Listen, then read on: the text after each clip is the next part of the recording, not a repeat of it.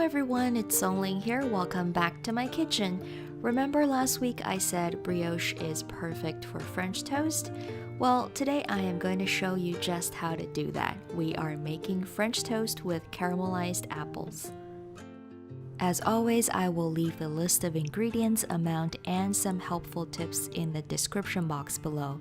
Preheat the oven to 400 degrees Fahrenheit or 200 degrees Celsius, and let's make a batter for the French toast. Whisk 2 eggs in a large bowl, add milk, heavy cream, vanilla extract, ground cinnamon and nutmeg, and mix until everything is well incorporated. Add the brioche slices in and let it soak up all the batter. You certainly can use just plain white bread instead, or any bread of your choice. Thick cut slices are always preferred, and just know that depending on how absorbent your bread is, you might have some leftover batter. Now melt 1 tablespoon of butter in a pan on medium-low heat and fry the bread slices for about 2 minutes per side or until both sides are golden brown. Transfer the French toast into the oven and bake them for about 12 to 15 minutes. This step gives you a fluffy texture, but if you don't have an oven at home, just use lower heat on the stove and fry your French toast for longer until it's cooked through. Alright, let's move on to the apples. Cut the apples however you want, as long as the core is removed. I cut mine into wedges. You can do cubes or apple rings. If you're prepping your apples in advance, keep them soaked in water with lemon juice until you're ready to cook, to prevent oxidation.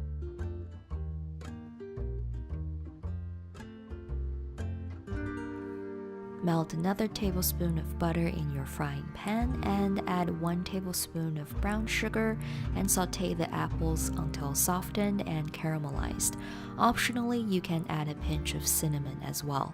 Turn off the heat just before the caramelized apple reaches your desired doneness and let the residual heat do the last bit of cooking. Now take the French toast out of the oven. I cut them in half for plating, but you don't have to.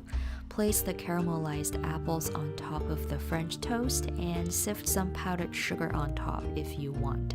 Enjoy! For me, there was enough sweetness from the caramelized apple. If you want it to be sweeter though, just drizzle on some maple syrup.